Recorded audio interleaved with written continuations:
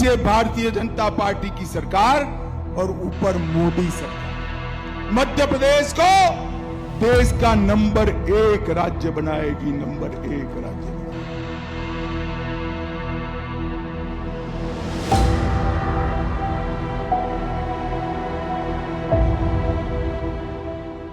नमस्कार, मैं हूं आपके साथ रोहित। 3 राज्यों के चुनाव हैं और हवा बीजेपी के खिलाफ बताई जा रही है। ऐसे में पीएम मोदी ने 2 दिग्गजों को 2 प्रदेश में भेजकर अपनी घबराहट को बता दिया है। पहला ये कि अमित शाह मध्य प्रदेश देखेंगे और जेपी नड्डा राजस्थान देखेंगे। इससे आप समझ सकते हैं कि बीजेपी किस तरीके से डरी हुई है और अब परेशानियों से निपटने के लिए वो प्लान बना रही है।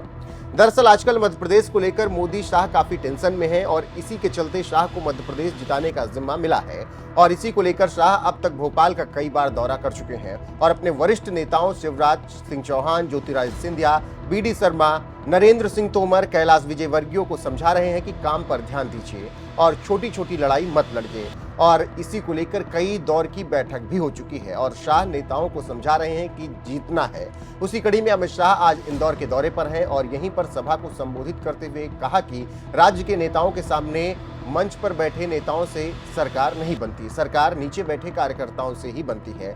बस इसी बात से राजनीतिक विश्लेषकों के कान खड़े हो गए हैं और उनका कहना है कि इस बार शिवराज की छुट्टी तय है और दिल्ली ही मध्य प्रदेश का सीएम तय करेगी। इसके साथ ही साथ शाह ने कहा कि नेता अपने आप को बड़ा न समझे, बड़ा कार्यकर्ता है। इसीलिए प्रदेश संगठन और मुख्यमंत्री से शाह ने कहा कि कार्यकर्ताओं की नाराजगी दूर की जाए, नहीं तो सत्ता तो दूर आप बड़े नेता भी नहीं रह पाएंगे। तो इससे आप समझ सकते हैं कि क्या कुछ कहा है शाह ने और क्यों कहा है।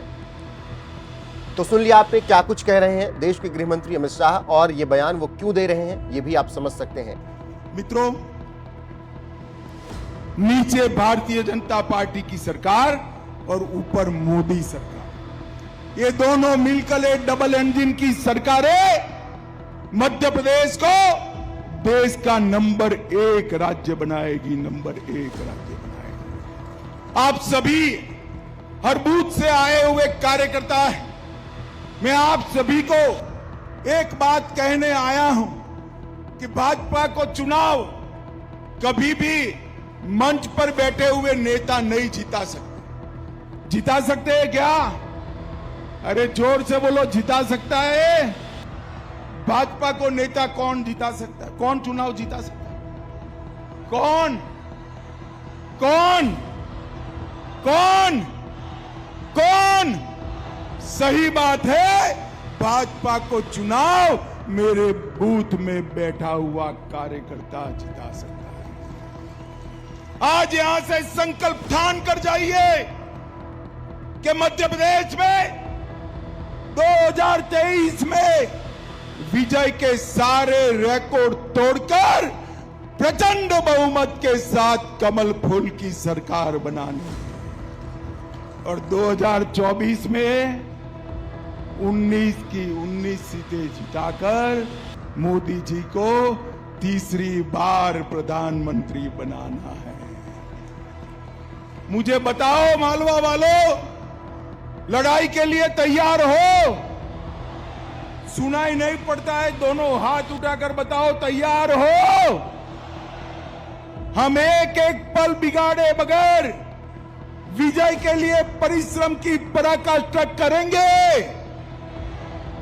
जानकारी देते चले कि इंदौर का अमित शाह का दौरा कई मायनों में खास है। अमित शाह भगवान परशुराम की जन्मस्थली जाना पाव गए। उन्होंने ब्राह्मणों के गुरु परशुराम की पूजा अर्चना की और इंदौर वापस आकर कनकेश्वरी मैदान पर हजारों कार्यकर्ताओं की सभा को संबोधित किया। अमित शाह के लगातार हो रहे मध्य प्रदेश के दौरों ने कुछ बातें साफ कर दी हैं। पहले कि अब मध्य प्रदेश का विधानसभा चुनाव आलाकमान की निगरानी में लड़ा जाएगा। दूसरी बात यह कि शिवराज और प्रदेश संगठन के लोगों को सामंजस्य और समन्वय बनाने के लिए अब आदेश भी जारी कर दिया गया है। तीसरी बात कि सरकार से नाराज चल रहे पार्टी के पुराने नेताओं को मनाकर फिर से पार्टी में लाने के लिए कहा गया है। यही वजह है कि बीजेपी कई नई समितियां बना रही है जिसके तहत नई रणनीतियां तैयार हो रही हैं। चौथी, किसी भी चेहरे को आगे कर चुनाव नहीं लड़ा जाएगा। इससे साफ है कि शिवराज का रोल अब खत्म हो रहा है। इंदौर जैसे संभागीय स्तर के कार्यकर्ता सम्मेलन में अब हर संभाग में अमित शाह आएंगे, ये उन्होंने वादा कर दिया है। इससे समझा जा सकता है कि मध्य प्रदेश की पूरी बागडोर मोदी शाह ने अपने हाथ में ले ली है और अब चुनाव मध्य प्रदेश में वही लड़ते हुए नजर आएंगे। देखना होगा कि आगे क्या कुछ होता है, लेकिन शिवराज साइडलाइन कर दिए गए हैं, ऐसा कहा जा रहा है।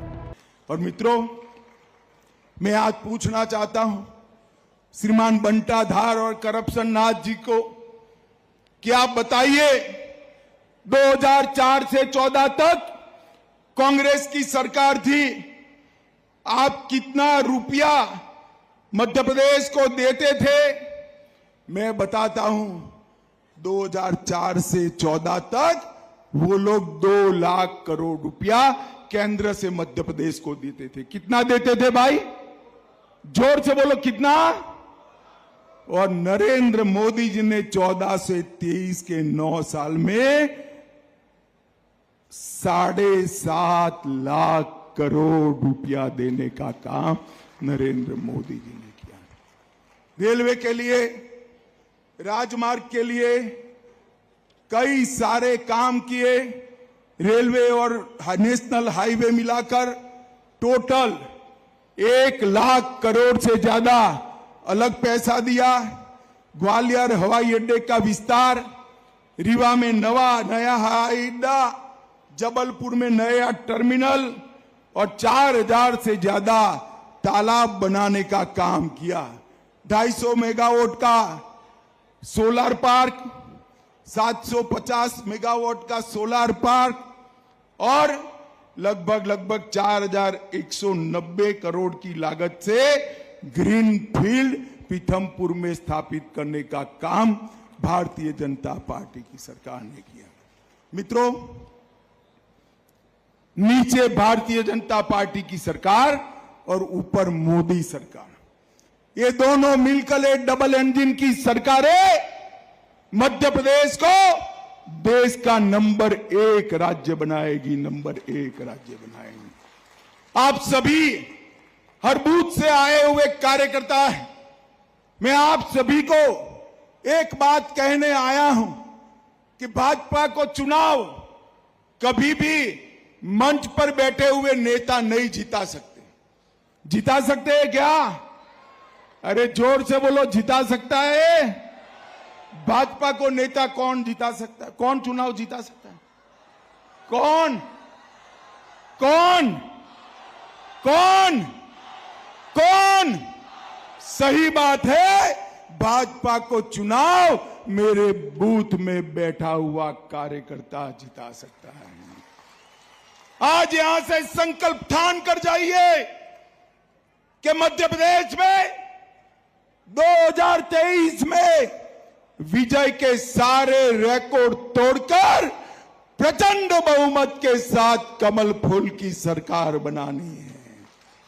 और 2024 में 19 की 19 सीटें जिताकर मोदी जी को तीसरी बार प्रधानमंत्री बनाना है। मुझे बताओ मालवा वालों, लड़ाई के लिए तैयार हो? सुनाई नहीं पड़ता है, दोनों हाथ उठाकर बताओ तैयार हो? हम एक एक पल बिगाड़े बगैर विजय के लिए परिश्रम की पराकाष्ठा करेंगे, पक्का करेंगे। रिकॉर्ड मार्जिन से मध्य प्रदेश में सरकार बनाएंगे।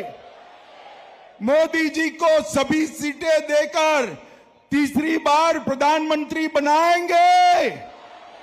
तो मेरे साथ दोनों हाथ उठाइए, उठाइए दोनों हाथ, विजय के संकल्प की मुट्ठी बींचिए और प्रचंड आवाज से बोलिए, भारत माता की, भारत माता की, भारत माता की, वंदे वंदे वंदे। सभी कार्यकर्ताओं का बहुत बहुत धन्यवाद, साधुवाद।